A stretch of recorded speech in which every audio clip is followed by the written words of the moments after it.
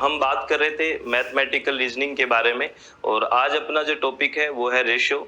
ठीक है, रेशो के बारे में बात करते हैं। रेशो को हिंदी में बोलते हैं अनुपात। और ये कई तरह से हम क्वेश्चनिंग होती है यहाँ से। और एक बार एक क्वेश्चन आता ही है यूजीसी नेट में, तो प्लीज ध्यान से देखना है इस टॉपिक को। एक होता है रेशो। रेशो जैसे ए का, बी का, सी का, डी का एक रेशो होता है, अनुपात होता है। और एक लिखते हैं प्रोपोर्शनल में, प्रोपोर्शनल में समानुपात होता है। अब क्या होता है रेशो में, तो जैसे A ratio, B ratio, C ratio, ratio D होगा। लेकिन समानुपात में क्या होगा, ए रेशो बी और ये डबल डॉट जो रहेंगे बीच में ये होंगे और सी रेशो डी होगा। ठीक है, इसको समानुपात या प्रोपोर्शनल बोलते हैं। इसका मतलब क्या होता है कि ए बटे बी इक्वल टू सी बटे डी ये रहता है। ठीक है, बात समझ गए। अगर समानुपात का और जो अगर साइन है जो प्रोपोर्शनल का उसको हटाने के लिए इक्वल लगाते हैं हम, A upon B equal C upon D हो जाता है। और इसका क्रॉस करेंगे तो A into D equal to B into C हो जाता है। इस रिलेशन को आपको याद रखने हैं, इन्हीं से रिलेशन से क्वेश्चन बनते हैं। ठीक है फ्रेंड्स। और एक होता है फाइनेंशियल। फाइनेंशियल में क्या होता है, एक रेशो रहेगा वो कॉमन रहेगा एक की वैल्यू, जैसे A ratio B proportional B ratio C. तो यहाँ देखो बी कॉमन है कि नहीं है, तो इस तरह का जो अगर रेशो होता है इसको फाइनेंशियल बोलते हैं। ठीक है, अगर इसको सोल्व करते हैं तो क्या आएगा, A upon B equal to B upon C, यानी कि बी स्क्वेयर इजकल टू क्या आएगा ए सी, और बी इजकल टू क्या आ जाएगा ए इंटू सी का रूट आ जाएगा, यानी कि B equal to A into C का रूट, क्योंकि बी का स्क्वायर हटेगा तो उधर रूट आ जाएगा। यहाँ स्क्वायर है ना, स्क्वायर हटेगा तो यहाँ रूट आ जाएगा। ठीक है फ्रेंड्स। तो इस तरह के जो क्वेश्चंस आते हैं इनको आपको बड़े ऐसे पूछ लेंगे। ए बी सी का रेशो दे दिया, एक सी का रेशो पूछ लेंगे, ए बी सी डी का दे दिया, सी का रेशो पूछ लेंगे, यानी कि तीन वैल्यू, तीन जो है उनमें से दो वैल्यूज आपको दे देंगे, एक का पूछ लेंगे। तो अभी कुछ एग्जाम्पल है वो हम देखते हैं, और ये एग्जाम के पॉइंट ऑफ व्यू से बहुत इंपॉर्टेंट है, बहुत आराम से इसको समझना है। ठीक है फ्रेंड्स, जो बात करते हैं, जैसे एक एग्जाम्पल दिया हुआ है कि ए रेशो बी दो बटे तीन, दो रेशो तीन के बराबर है, और बी रेशो सी तीन रेशो फोर के बराबर है। तो हमें ए बी सी का रेशो बताना है। किसका रेशो बताना है, ए बी सी का रेशो बताना है। तो बिल्कुल सिंपल सा तरीका है, जो रेशो याद करना है उसको ऊपर लिखो, जैसे हमने लिख दिया ए बी सी का रेशो हमें बताना है ना। ठीक है, ए बी का हमें पता है, ए और बी का रेशो है देखो कितना, 2:3, 2:3 है ना, तो ये 2:3 लिख दिया हमने यहाँ। ठीक है, बी रेशो सी, बी के नीचे देखो कितने, बी रेशो सी कितना है 3:4 है, तो नीचे लिख दो बी के 3 और 4। अब ये दो खाली जगह बची थी ये और ये, इसमें क्या करोगे, तो याद रखना इसका नियर बाई वाला नंबर लिख देते हैं। जैसे ये 3 है तो इधर भी क्या लिखा जाएगा, खाली जगह में 3, और इधर भी 3 था तो इस खाली जगह में भी क्या लिखा जाएगा 3।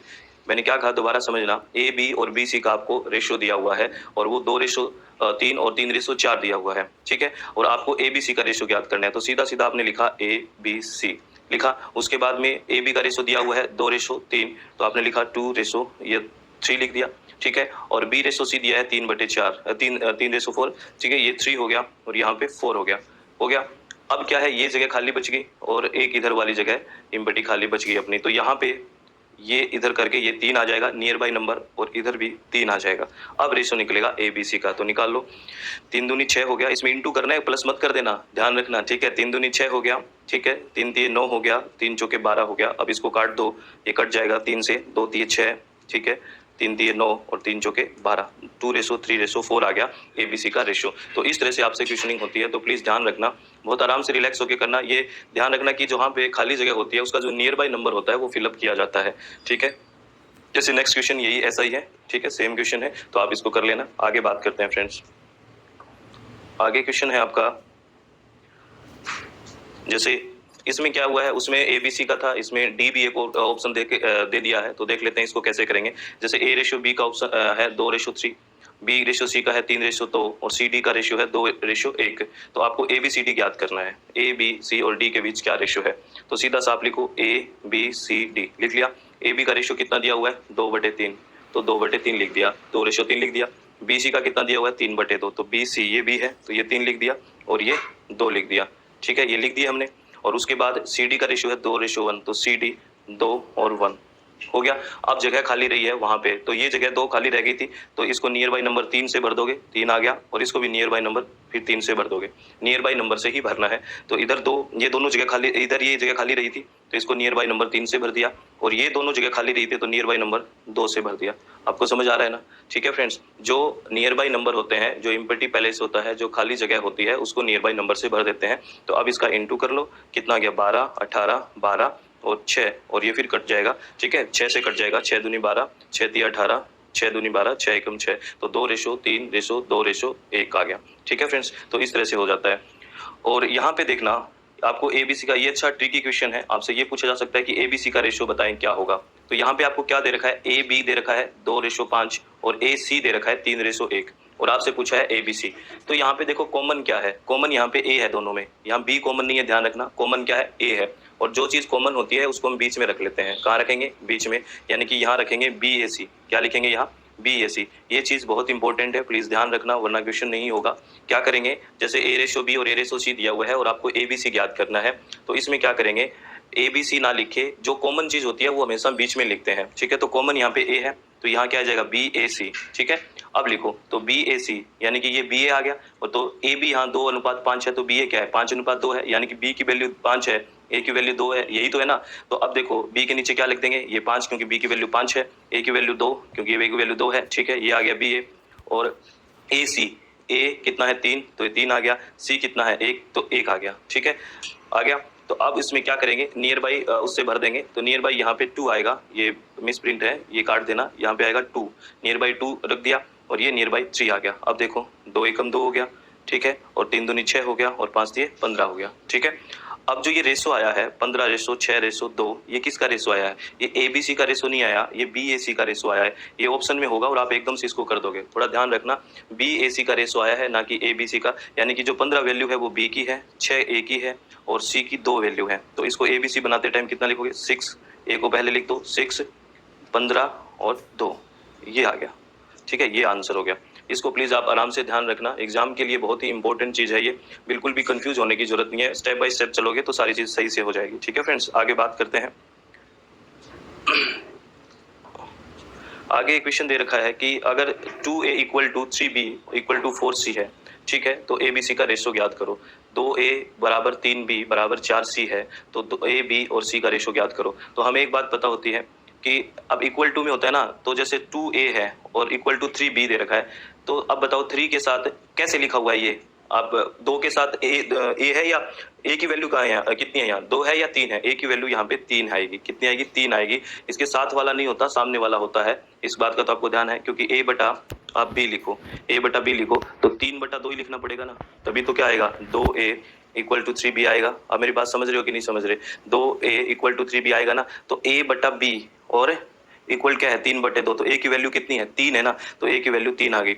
एक बार दोबारा इसको समझ लो, मैं क्या कहना चाह रहा हूँ आपको, कि जो a की वैल्यू है यहाँ पे कितनी है, a की वैल्यू 2 नहीं है, या गलती से 2 लिख दो, 2a = 3b है, 2a के बराबर 3b है, तो इसको ऐसे भी लिखते हैं, a/b = 3/2 लिख सकते हैं। तो a की वैल्यू 3 है ना कि 2 है, क्योंकि क्रॉस मल्टीप्लाई किया है तब ये आया है। ठीक है ना, तो अब लिख दो, a b c का रेशो हमें ज्ञात करना है, और वैसे ही इसमें हो जाएगा 3b = 4c है, तो यहाँ पे b की वैल्यू 4 है और c की वैल्यू 3 है। ठीक है ना, इसी तरह से, तो आराम से सुनना, समझ में आ जाएगा, क्रॉस मल्टीप्लाई तो करना आता है ना आपको। ठीक है, तो a b c कर लिया, तो a b c में क्या है, a की वैल्यू क्या है, 3 है, b की वैल्यू यहाँ कितनी है, 2 है। वैसे ही यहाँ पे अगर बात करें, b की वैल्यू यहाँ पे कितनी है, 4 है, c की वैल्यू यहाँ कितने 3 है, तो खाली जगह भर दो, यहाँ पे 2 आ जाएगा, यहाँ पे 4 आ जाएगा। ठीक है फ्रेंड्स, और यही कर दिया, 3 दूनी 6, 4 दूनी 8, 3 चौके 12, और ये कट जाएगा, कट दो इसको, 2 से काट दो, 6 दूनी 12, 4 दूनी 8, 2 3 6, कट गया, 4:6:4:3 आ गया। ठीक है, तो ये इस तरह से करने हैं। एक आगे आपसे क्वेश्चन दे रखा है, अगर x/2 = y/3 हो और x का मान 2 हो और y का मान 3 है, ठीक है, ये तो दिख ही रहा है, x का मान कितना है, 2 है, और y, अब देखो ये बड़े में है, आप समझ रहे हो ना बात, क्योंकि अब इसको देखना, इसको खोलना कैसे होगा, ये 3x = 2y हो गया कि नहीं हो गया, क्रॉस मल्टीप्लाई, 3x 2y हो गया, तो 3x की वैल्यू कितनी है, 2 है, y की वैल्यू क्या है, 3 है, यही तो बात थी ना पीछे वाले क्वेश्चन में। ठीक है फ्रेंड्स, तो x = 2 हो गया, y = 3 हो गया, तो इसका मतलब क्या होगा, 3x + 2y, ये मतलब नहीं है, ये क्वेश्चन दिया हुआ है, थोड़ा सा ये ध्यान रखना, 3x + 2y, अगर रेशो 2x - 3 है, तो यहाँ पे ये याद करना था कि इसका रेशियो क्या होगा, तो हमने x की वैल्यू यहाँ निकाली। ये पूरा का पूरा यहाँ तक क्वेश्चन है, थोड़ा ध्यान रखना, ये यहाँ तक क्वेश्चन है, ठीक है ना। ठीक है, अब समझ में आ जाएगा। अब सिर्फ x और y की वैल्यू रखनी है। x का मान कितना है, 2 है, y का कितना है, 3 है, x का मान 2 है, और इसको क्या कर दिया, सॉल्यूशन कर दिया। ध्यान रखना, यहाँ थोड़ा कंफ्यूजन आपको हो सकता था। ये क्वेश्चन यहाँ तक है, ठीक है ना, ऊपर तक क्वेश्चन नहीं है, यहाँ तक है। उसके बाद इसको सीधा x और y की वैल्यू रखनी है, ठीक है फ्रेंड्स। आगे बात करते हैं। आगे आपको दिया हुआ है a/5, b/4, c/9। तो सीधा सीधा आपको पता है a के बराबर 5 है, b के बराबर 4 है, c के बराबर 9 है। आप इन चीज़ों को है ना देखोगे तो समझ, ज़्यादा से ज़्यादा आपको प्रैक्टिस करनी है इन्हीं नोट्स की, याद रखना। और अब एग्जाम में टाइम बच जाएगा आपका। अब क्रॉस मल्टीप्लाई करके आप निकालोगे कि क्या है, सीधा मान लेना कि जो बटे में है वो उसकी वैल्यू है a/5 है, क्योंकि क्रॉस मल्टीप्लाई करके हमने देख लिया है, ठीक है ना, ये ध्यान रखना। आगे क्वेश्चन है कि ए और बी उनकी मंथली इनकम रेशियो क्या है, 3:2 है। ए और बी की जो इनकम है वो कितनी है, 3:2 है, और इनका जो एक्सपेंडिचर है वो 5:3 है। इफ बोथ आर सेविंग, दोनों कितना सेव कर रहे हैं, 1000 रुपए सेव कर रहे हैं, ठीक है। फाइंड द मंथली इनकम, और ए और बी की मंथली इनकम लगानी है। ये क्या कह रहा है, ए और बी की जो मंथली इनकम का रेशियो है वो 3:2 है, और एक्सपेंडिचर है वो 5:3 है, और फिर भी वो सेविंग कर रहे हैं, और सेविंग हो रही है 1000 रुपए की हर एक के पास। तो आपको एक बात यहाँ देखना, ये इनकम है 3:2 और ये एक्सपेंडिचर है 5:3। इसको देख के हमें ये नहीं लग रहा, रेशियो को देख के कि सेविंग होगी, और हमें सेविंग करनी है। ये रेशियो है, ये वैल्यू नहीं है। ये एक्स की यहाँ ऐसे ये है वैल्यू, 3x मान सकते हो, 2y हो गई, यानी कि कोई वैल्यू है यहाँ पे। तो इस रेशियो को और इस रेशियो को, अगर इस रेशियो को हम क्वेश्चन में लिख देते हैं एज इट इज, तो यहाँ तो एक्सपेंडिचर ज्यादा हो रहा है, तो सेविंग कैसे होगी। आप मेरी बात समझ रहे हो। अगर एक्सपेंडिचर 5:3 में हो रहा है, इनकम 3:2 हो रहा है, और इसी रेशियो को लेके आगे क्वेश्चन करने की कोशिश करोगे तो सेविंग कहाँ करोगे, क्योंकि हमें तो क्या करनी है, सेविंग करनी है। और सेविंग हर एक की कितनी है, 1000 रुपए हर एक की सेविंग है, यानी कि सेविंग का रेशियो क्या है, 1000 रुपए है, तो यानी कि 1:1 है। सेविंग का रेशियो क्या है, 1:1 है दोनों का।